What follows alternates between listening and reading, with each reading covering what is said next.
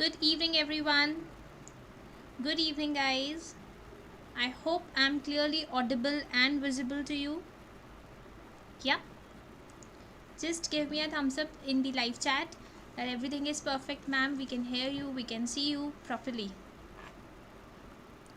So, guys, this is Komal Gamlani Santani here. I welcome you all on amazing Dhruvika channel, Dhruvika Academy channel, where we are starting our wonderful batch, that is Samrat PGCET MCA 2024. I'm your mathematics educator, and from today we are going to discuss previous year questions of PGCET MCA. Alright, guys, so before we proceed further to our session, let me just explain you some brief features about this wonderful batch. Guys, this is a batch solely for the aspirants preparing for PGCET MCA, where you are going to get a number of benefits. Like, you are going to get live classes which will be covering the entire syllabus of the exam, and along with that you are also getting the facility of recorded classes. That is, even if you miss some classes, you have a treasure house of the lectures stored carefully, safely in one and only app, that is Dhruvika Academy, that you can download from the Play Store. Alright, the link you can find in the description. So make sure that you download the app and watch the classes live from the app, or watch the recorded sessions if you miss the classes.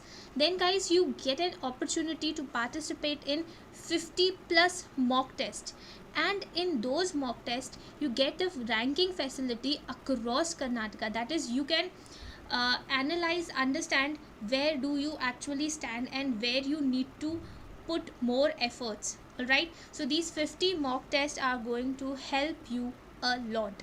Then the biggest advantage of enrolling in this batch is that once you get enrolled in this batch, you get an automatic access to all the upcoming batches till September. That is, the validity of this registration is till September. You'll be allowed to attend the classes till September in all the upcoming batches. So guys, make sure that you quickly get yourself registered with us, because batch has already started, classes have been already started. So quickly get yourself registered and start your preparation with us. So let's begin our today's class, guys, where we are going to solve some very important PYQs, the pattern that you can expect in the exam, right? The PYQs I have taken, and some similar pattern of questions of those PYQs, so that you get a good number of questions to practice. Okay, the first question: the average age of a husband and a wife was 25 years at the time of their age. Read each and every line of the question very carefully. Average age of a husband and a wife was 25 years at the time of their age. See, two persons, their average age is 25. So how do you calculate average? How do you calculate average, guys? Average is nothing but the sum of all observations divided by number of observations. Yes, average, that is x bar, is equal to what? Sum of observations divided by number of observations. So you have average as 25. You don't know the sum, but you know that there are two persons. So we can say that sum of the ages of husband and wife at the time of their marriage was 50. I hope you all agree till this point. The sum of the ages of husband and wife at the time of their marriage is 50. Now next, what they are saying: if they were married 7 years ago and now the average of them and their child is 22 years, then the age of the child is, okay, now what they are saying: at the time of the marriage the sum of their ages was 50, we found out. Now they are saying it's been 7 years that they have married, so definitely the sum of their ages, sum of their present ages will change by how much? It's been 7 years.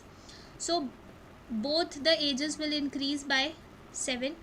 So all in all, the sum will increase by 14. Agree? 7 years ago, sum of the ages of husband and wife was 50. Now presently, what will be the sum of their ages? Husband's age will increase by 7, wife's age will increase by 7. So all in all, sum will increase by 14. So 50 plus 14, 64 is the sum of the ages of husband and wife, present ages. Now what has happened? One more person gets added in the party, that is their child. Okay, so we don't know the age of the child. We are required to find the age of the child. Let's assume the age of the child is X. Okay, let's assume the age of the child is X. Now sum of the present ages of husband and wife is 64. Present age of child is X. Now we have how many persons in the group? We have 3 persons in the group. Divide by 3. Now the average of these 3 persons, the average of these 3 persons is 22, and we need to find the age of the child. It's very easy, pretty easy. So 64 plus X is equal to 66, and X is equal to 66 minus 64, that is 2. That's option C. Yeah, am I clear till this point, guys? Am I clear till this point? So I believe the question is pretty easy to understand. Okay.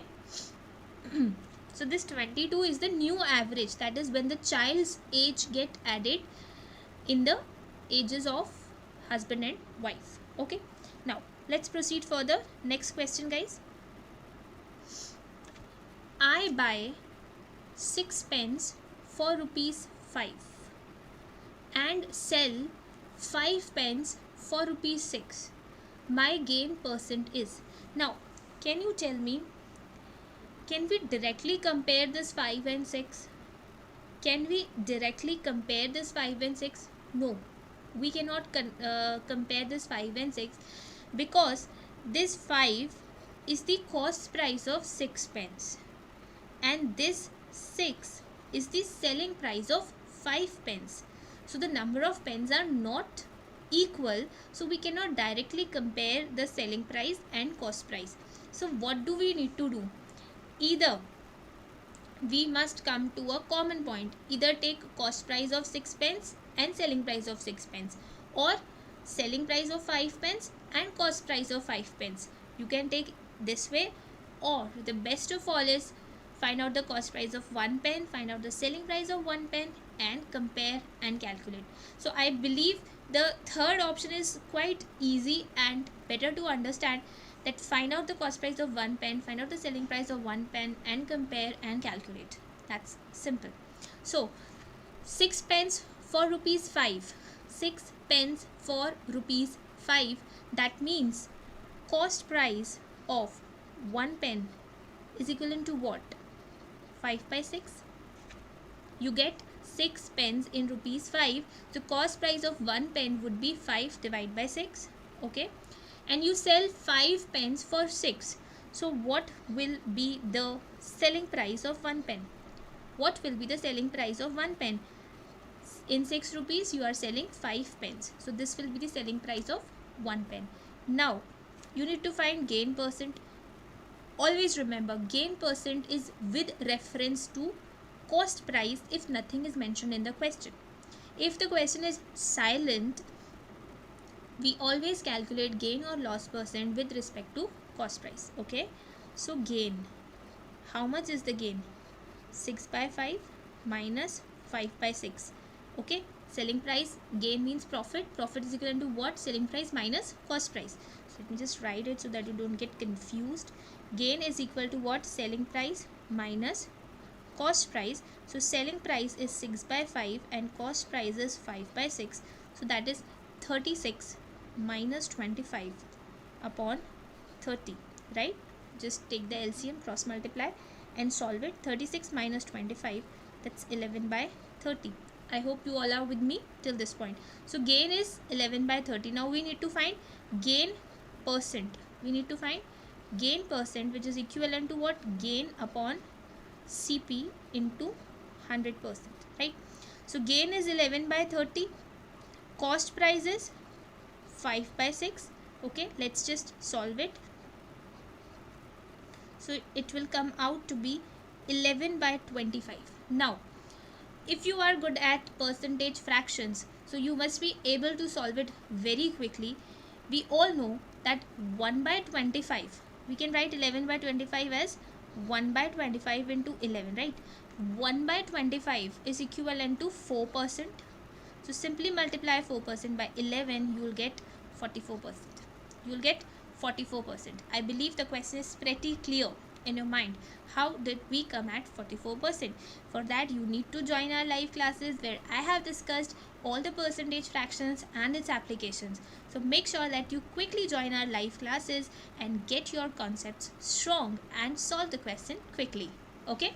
So I believe this question is pretty clear in your mind. You'll find many similar questions in the exam. Okay? Let's proceed to the next question. A and B together invested rupees 15,000 in a business. At the end of the year, out of a profit of rupees 2,000, B's share was rupees 600. A's investment was. They are asking you to find the A's investment. See, if nothing is mentioned, we can assume that the profit is shared in the ratio of investment. Alright, if nothing is mentioned in the question, the profit will be shared in the ratio of the investment. Okay, now what are they saying? They together invested 15,000. We don't know how much A invested, how much B invested. Together they invested 15,000. Now what happened? At the end of the year, total profit was 2,000 and B got 600. Obviously, A will get 1,400. Okay, so profit got distributed in the ratio of the capital invested. So profit sharing ratio naturally would be A is to B would be 1,400 is to 600, that is 7 is to 3. That is 7 is to 3. Now we have the ratio, capital ratio, and we have the total capital invested. We can quickly find out the investment done by A. So A's investment would be nothing but 15,000 into 7 by 10. So that's nothing but 10,500. Alright, 10,500. That's option C. So I believe the question is pretty clear in your mind. Next question, guys. A fruit seller sells mangoes at rupees 9 per kg. Okay, and thereby loses 20%. At what price per kg he should have sold them to make a profit of 5%? Very carefully. A fruit seller sells mangoes at rupees 9 per kg and thereby loses 20%. So loses 20%. What do we understand with that? 20% loss he is occurring. So we can say that cost price is 100, or even you can make use of fractions. Okay, so cost price is 100 and he is incurring a loss of 20. So what would be the selling price? Easy. What would be the selling price? Cost price is 100. He is incurring a loss of 20. What would be the selling price? It would be 80. But in reality, what is the selling price? 9. What is the selling price? 9. Alright. So we need to first find out the cost price. First we need to find out the cost price. So cost price is equal to how much? Just cross multiply 9 into 100 by 80. 9 into 100 by 80. That's 5 by 4. 45 by 4. Right. Now what are they saying? At what price per kg he should have sold them to make a profit of 5%? 45%. Now just don't divide it 45 by 4, let it be 45 by 4 only. This is the cost price. Now he want to make a profit of 5%. Now 5% in the percentage, in the fractional form, it's equivalent to 1 by 20. Now if he wants to make the profit of 5%, definitely the selling price would be 5% more than the cost price. That is, the selling price would be 105% of cost price. So simply what we need to do, multiply the cost price by 105%, which is equivalent to 21 by 20 in the fractional form. 21 by 20 in the fractional form, right? So just quickly divide it, solve it. 9, 21 9s are 189 upon 16. Now this figure you are getting 189 by 16. Quickly divide it. 1, again 1. Now no need to do the complete division, just have a look at the options. You only have one option where there is 11, so no need to solve the entire one. Okay, so the answer would be A, that is 11.81. Yeah, Sidhu, cost price, we have taken the cost price as 100 and he incurred a loss of 20, so the ultimate selling price would be 80. But in reality the selling price is 9, so we need to find the original cost price. So we just cross multiplied it and we got the cost price as 45 by 4. Okay, don't find out the decimal value, just keep it as 45 by 4. Now what he wants to do, he wants to earn a profit of 5%. So in order to earn a profit of 5%, the selling price would be 5% more than the cost price. That means it would be 105% of cost price. Now this 105% in the fractional form is equivalent to 21 by 20. Adding 5% or multiplying it by 105% is one and the same thing. This is what the concept of percentage says. Okay, so I've just quickly multiplied 105%, that is 21 by 20, by the cost price and found out the selling price. Okay, so the correct answer is option A. Okay, let's proceed further. A man buys an article at rupees 80. So it's the cost price, and marks it at rupees 120. So this is the marked price. Okay, he then allows a discount of 40%. What is the loss or gain percent? See, marked price is 120. Fine. Now he is allowing a discount of 40% on the marked price. See, discount is always calculated on the marked price. Always remember this. Discount is calculated on the marked price. So he has allowed 40% discount. That means he has sold at 60% of the marked price. Okay, got it. So what will be the selling price, guys? 120 into 60%. So that is 72. 72 is the selling price and cost price they have given 80. So what is happening? Is he earning profit or loss? Definitely he is incurring a loss of how much? 8 rupees. So 8 rupees. What have they asked you to find? The loss or gain percent. So loss percent would be loss upon CP into 100%. So how much is the loss, guys? 8. How much is the CP? 80. So it would be 1 by 10, and 1 by 10 is equivalent to what? 10%, that we have already studied in percentage fractions in the live classes. Okay, so let's proceed further. A man purchased a plot of land for rupees 44,700 and spent rupees 5,300 for leveling it. So that means the plot costed him how much? 44,700 plus 5,300. 44,700 plus 5,300, that is, the cost is 50,000. The cost of the plot of the land is 50,000. At what price should he sell so as to gain 6.25%? Now if you are well versed with the percentage fractions, you might be aware that 6.25% is a very common percentage fraction. Yes, it is nothing but 1 by 16. 6.25% is equivalent to what? 1 by 16.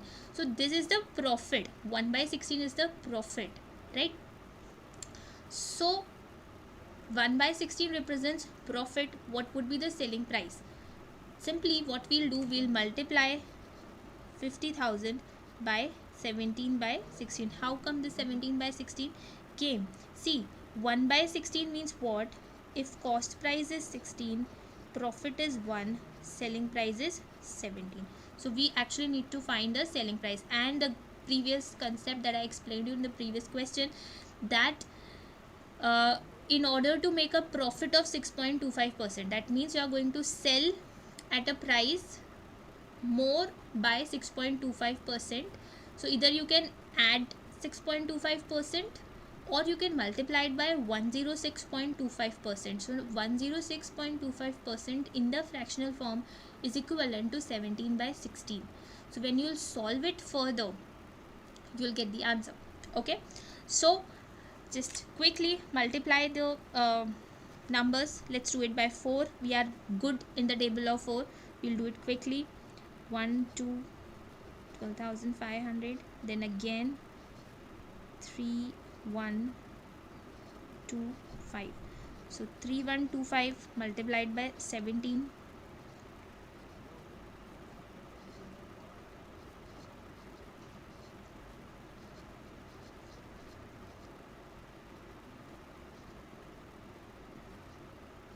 have I done some mistake? I believe yes, I have done some mistake. Let me just check it once. 50,000 divided by multiplied by 17 by 16, it's 4 times 1 2 2,500, then it's 3 1 2 5. Yeah, it's correct. 3125 into 17, 7 5s are 35. Okay, 7 2s are 14 plus 3, 17, 8.